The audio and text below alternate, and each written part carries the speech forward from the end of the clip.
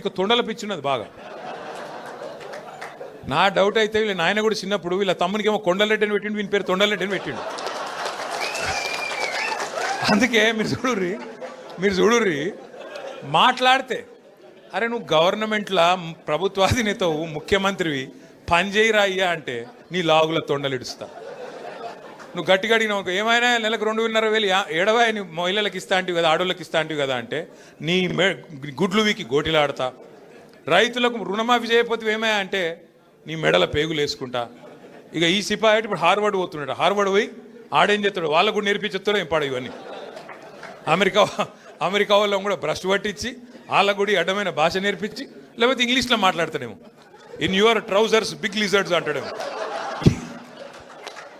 అదే సినిమాలో చిరంజీవి చెప్తాడు ఇన్ ఫ్రంట్ క్రోకడైల్స్ ఫెస్టివల్ అన్నట్టు. అంటే ఇప్పుడు భాష వచ్చుడు రాకపోవడం పెద్ద ముచ్చట కాదు, ఇంగ్లీష్ రావాలనేది కూడా కానూన్ ఏం లేదు. కానీ ఈయన బాధ ఏదో నాకు అర్థమవుతుంది. నువ్వు ముఖ్యమంత్రి లెక్క పని చేయన్నా, 4 మంచి పనులు చేయాలి, శబాష్ అనిపించుకోవాలి. చెన్నూరులో మేము అంబేద్కర్ భవనం కట్టినాం, ఓ మహిళా భవనం కట్టినాం, ఓ మార్కెట్ కట్టినాం. నువ్వు 4 గట్టు, మేము వద్దన్నామా? మేము ఒక స్కూల్ కట్టినాం, నువ్వు 4 గట్టు. మేము 100 కోట్లు తెచ్చినాం, నువ్వు 200 కోట్లు నేను ఆపిండా? గవి ఏం చేయరట, ఒకటే ఎత్తుకున్నారు. ఇక వీళ్ళు ఒక లంగా పంచాయతీ అన్నట్టు. ఏమన్నా అంటే ఇప్పుడు వివేక్ని పట్టుకుంటే మీ మంత్రిని నిన్న ఆయన చూస్తే నవ్వు వచ్చింది నాకు. ఆయన తిరుగుతూ ఉన్నాడు, మహిళలు అడ్డం వచ్చిర్రు. ఏమాయి సారు 2 నెలలకెళ్ళి రోడ్ లేదు, మన్ను లేదు, ఏం చెప్తున్నావు అన్నారు. గవర్నమెంట్ని అడుకోపో అంటుండు. నువ్వేరా గవర్నమెంట్ నాయనా, నువ్వే మంత్రివి, నువ్వే గవర్నమెంట్, మర్చిపోయి నువ్వు అంటే. ఇంకా కేసీఆరే ముఖ్యమంత్రి ఉన్నాడు, ఇంకా సుమనే ఎమ్మెల్యే ఉన్నాడు, వాళ్ళని అడకపోరు అన్నట్టున్నది. ఏం చెప్పాలి మళ్ళీ వీళ్ళతో కొట్లాడాలి మనం, మన కర్మ.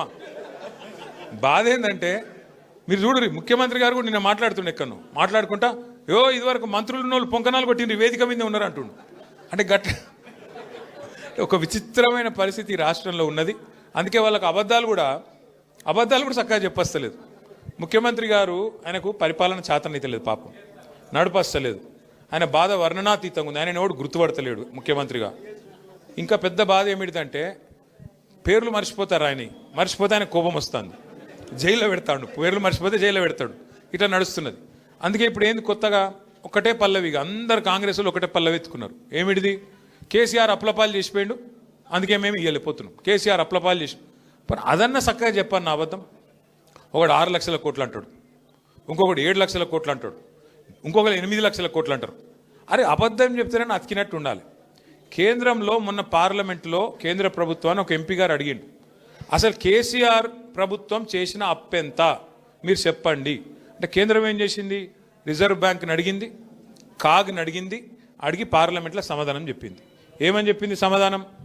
కేసీఆర్ పదవీ బాధ్యతలు తీసుకున్న నాడు 2014 జూన్ 2 నాడు ఈ రాష్ట్రం ఆనాడు పుట్టిన నాడు అప్పు ఎంతుండే అంటే 72,000 కోట్ల అప్పుండే. ఇది కేంద్ర ప్రభుత్వం చెప్పిన లెక్క, నాది కాదు. కేసీఆర్ దిగిపోయిన నాడు 2023 డిసెంబర్ 3 నాడు కేసీఆర్ గారు దిగిపోయిన నాడు రాష్ట్రం నెత్తి మీద ఉన్న అప్పు 3,50,000 కోట్లు. 3,50,000 కోట్లల్లా ఆ 72,000 కోట్లు విరాసత్కు వచ్చింది మనకు. దాన్ని తీసేస్తే ఎంత?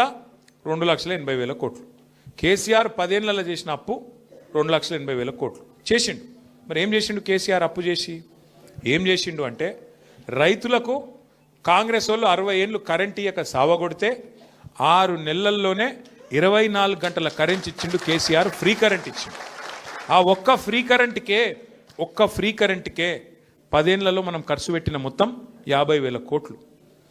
సంవత్సరానికి 5-6 వేల కోట్ల చొప్పున మొత్తం 10 ఏళ్లలో 50,000 కోట్లు ఖర్చు పెట్టిండు కేసీఆర్ గారు. రెండవది, ఇవాళ వర్షాకాలం అంటారు సార్, నాట్లేసే కాలం, సంక్రాంతి దాటిపోయింది. కేసీఆర్ ఉన్నప్పుడు డిసెంబర్ 28 దాటలే ఎన్నాడు. మీ ఫోన్లు ఎవరిని అడిగే అవసరం లేదు, దరఖాస్తు పెట్టుడు లేదు, దండం పెట్టుడు లేదు. ఫోన్లు టింగ్ టింగ్ టింగ్ అని నాట్లు పడుతుండే, ఇక్కడ ఫోన్లో టింగ్ టింగ్ అని పడుతుండే. ఏం పడుతుండే? ఒక్కసారి కాదు, 2 సార్లు కాదు, 11 సార్లు. 70 లక్షల మంది రైతుల ఖాతాల్లో 73,000 కోట్లు వేసినోడు కేసీఆర్. 73,000 కోట్లు వేసిండు కేసీఆర్. ఎస్, అప్పు చేసిండు, భారతదేశంలో ఎవ్వరు పెట్టని పథకం పెట్టిండు, 73,000 కోట్లు మీ ఖాతాలు వేసిండు. ఇదివరకు ఎవరన్నా ముఖ్యమంత్రి ప్రధానమంత్రి పైసలు ఇచ్చిరా రైతులకు? గుంజుకున్నోళ్ళే తప్ప ఇచ్చిన వాళ్ళు ఉన్నారా? రైతులకు ఉచిత కరెంట్ ఇచ్చిండు, బ్రహ్మాండంగా పెట్టుబడి సాయం చేసిండు.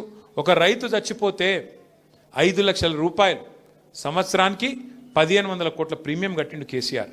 ఇంటింటికి నల్లా పెట్టి 40,000 కోట్లు ఖర్చు పెట్టి మిషన్ భగీరథతో ఇంటింటికి నీళ్ళు ఇచ్చిండు కేసీఆర్ గారు. అప్పు చేసిండు. కొత్త జిల్లాలు చేసి కలెక్టరేట్లు కట్టిండు. అప్పు చేసిండు. కొత్త జిల్లాల్లో మెడికల్ కాలేజ్ పెట్టిండు. అప్పు చేసిండు. నర్సింగ్ కాలేజ్ పెట్టిండు. అప్పు చేసిండు. 1022 గురుకుల పాఠశాలలు పెట్టిండు. అప్పు చేసిండు. మీ జైపూర్లో విద్యుత్ కేంద్రం కట్టిండు. అప్పు చేసిండు కేసీఆర్. కానీ తెలంగాణకు సంపద సృష్టించిండు. మీ భూముల విలువ పెంచిండు. చెన్నూరులో మీరు గుండె మీద చేసుకొని చెప్పండి, కేసీఆర్ రాకముందు భూముల విలువ ఎంతుండే? కేసీఆర్ వచ్చినాక భూముల విలువ 2023 నాటికి డబల్ అయిందా, ట్రిపుల్ అయిందా, ఎన్ని రెట్లు అయింది ఒకసారి గుర్తు చేసుకోండి. రాష్ట్రం సంపద పెంచిండు కేసీఆర్.